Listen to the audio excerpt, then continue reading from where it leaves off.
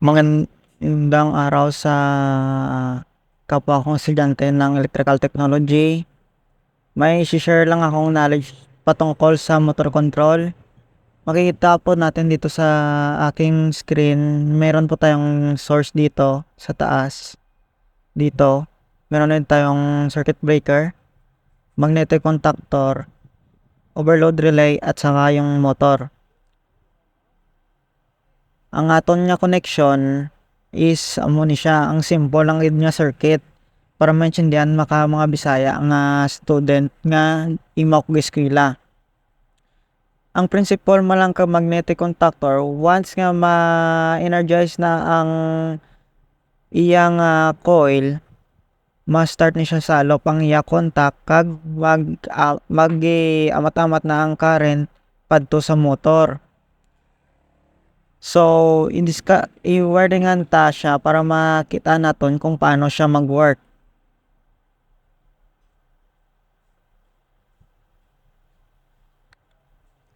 Mabutang kita ka wire diya, halin sa may aton nga overload relay sa may 96, then out niya sa 95 connect sa aton normally closed nga switch.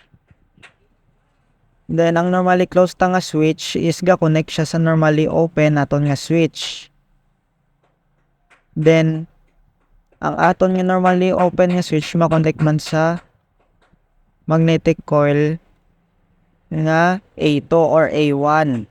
Basta ang isa kasi case ga connect sa neutral. Note lang nga ang aton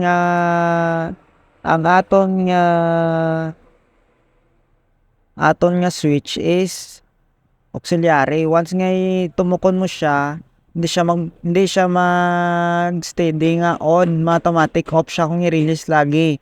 So mabutang kita ka contact nga ga-connect sa aton magnetic contactor ang 13 and 14 nga normally open.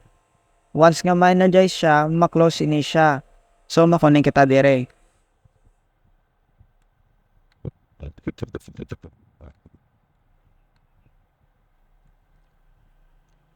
Okay. Para matry naton if nag-work siya nga wala siya ga kakaas ang iya contact, once nga itumoko naton ng aton nga normally open nga switch para makita naton ang pag-iya nga contact kung ga-close gid man. Para nagana siya, nag-close siya. It means ang aton nga ginhimo nagana. Stop naton siya. Then ma-adto kita sa aton nga ikaduhang overload relay nga contact. Ari siya na ang duwa nga ini. Bali normally open siya if wala siya short or high temperature nga nabaton. Bali ma-connect siya sa aton nga pilot light nga fault, color yellow ni siya. Then nabutang kita ka secondary contact or auxiliary contact sa aton magnetic contactor diya. May auxiliary contact kita kuno abi nga ginbutang. Ang atong auxiliary contact normally open. Ang normally open ta is ga connect siya sa 53 and 54. Ini siya normally close na ni siya kung ma-energize na ini siya ang aton nga coil. Bali ma-connect lang kita sa aton nga pilot light nga green, kag ang isa nga siki ka pilot light ma-connect lang sa neutral. Same man sa aton nga auxiliary contact nga naka-normally close na. Mag-energize na siya, ma-open na ni siya, kag masiga ang green imbis nga red. Connect lang na siya. Then after sina, i-try naton if nagana na ang hole naton nga ginwiring. Ari na siya makita naton nga nagpula na siya. It means naka-off aton nga system. Once nga i-on naton ni siya, ma-switch na siya sa red. The same to stop naton siya. Makita naton diri sa aton nga contact, ari naka normally close, then nakasiga ang red. Kung i-on naton ni siya, ma-normally open na ni siya, then amo naman ni siya ang sa babaw ang normally close kag masiga ang green. It means naka running condition ang aton nga motor. Ini siya, ma-work lang ni siya if makabaton siya ka temperature nga abnormal. It means dangga sobrahan na siya kainit. I-automatic i-close na ni siya. Ma-off na ni siya dire ang current padto sa magnetic contactor. Then ma-fault ni siya dire. Yes, well. Subong makadtod nun kita sa aton nga connection diya sa aton nga main diagram. Ari siya, ari. Una, ang aton line 1, circuit breaker, kasunodon niya lang daya.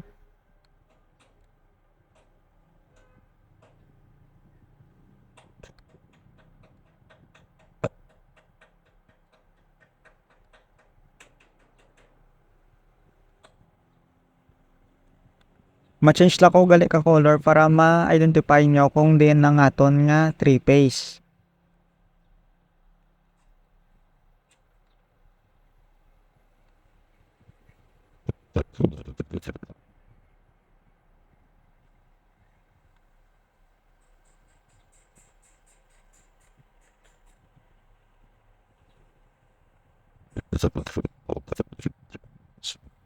Line 2, ina-connect na naton ang line 2, then ang aton nga line 3 is color tan na lang sa yellow.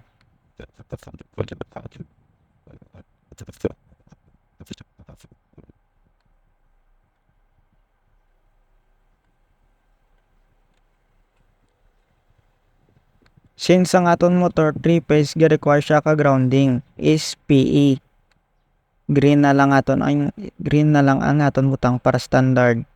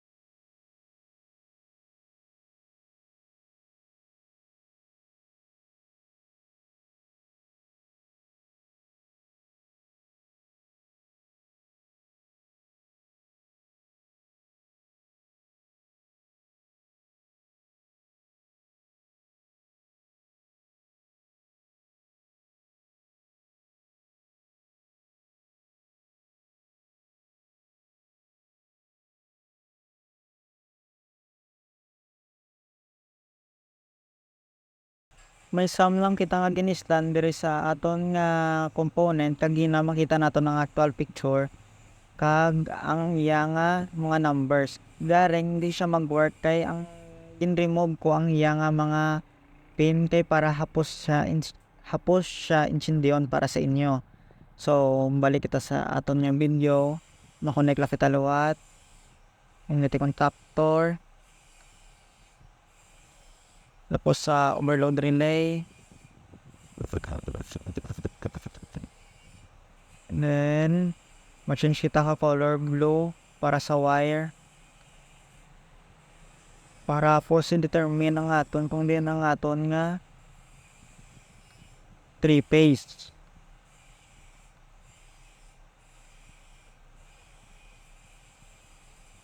Same man nang imon tay connect tala sanda.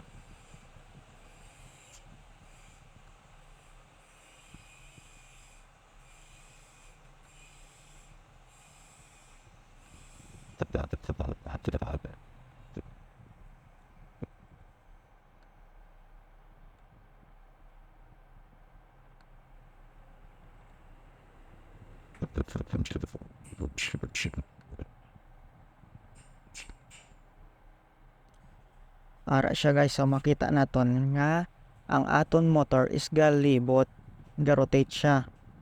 Once nga stop naton siya, ga-stop siya. I-zoom naton siya para makita naton. Ari siya.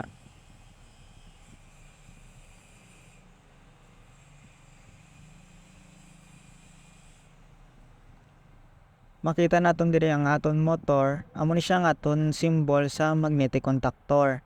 Then overload relay naton, motor. Amo pag ari na kita sa aton nga working principle. Once ka nagtumok na kita ka start button, may energize ng aton nga magnetic coil. Kalinga to. Diyan kalinga. Kalinga. Ang baka magana naton magnetic coil. Then running condition siya. Nasa forward. Then naka-off ang aton nga stop nga pilot light kay wala siya contact dire. Once nga i-off naton siya, ma-normally close na ni siya, ma-normally open na ni siya. Then ma-stop ang working ka aton nga magnetic contactor. Pwede naton ni siya mahimo single phase. Wait, i-island lang naton guys.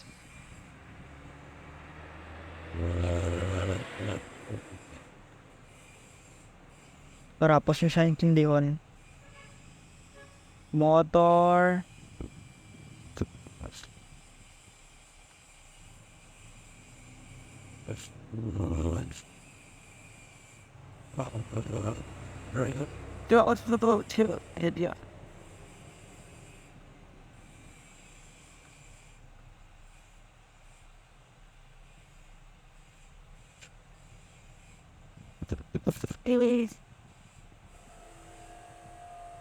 So may list lang kita ka power source.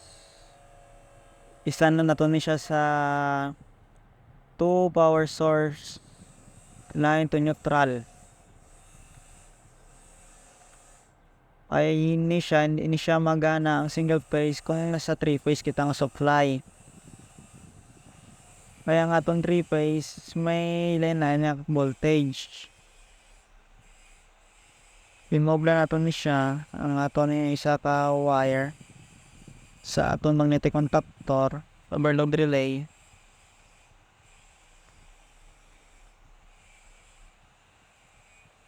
And then wire lang kita liwat. Wire lang kita liwat ka bag-o.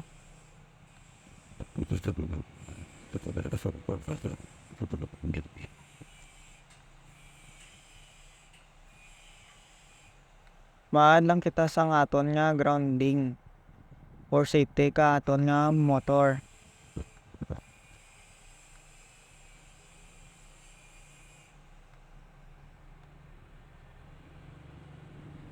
So, tapos to guys. I-check natin if nagana siya sa single phase.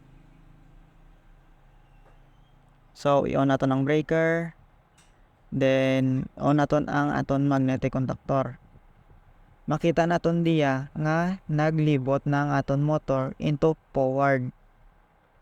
Then same lang siya gapo function, naka-off ang aton nga contact sa stop, naka normally open na ang stop nga naka normally close kay na. Ang naka normally close kay na nag-open don. Ang sa aton nga running nag-close contact na siya kaya nag-energize ng aton magnetic coil.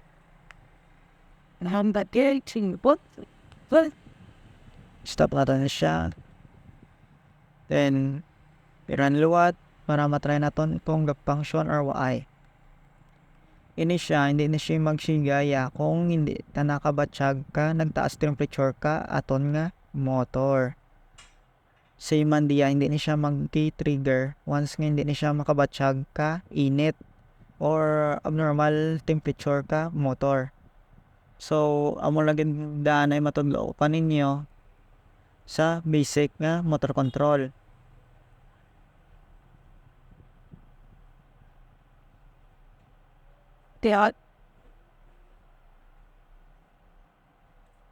Thank you.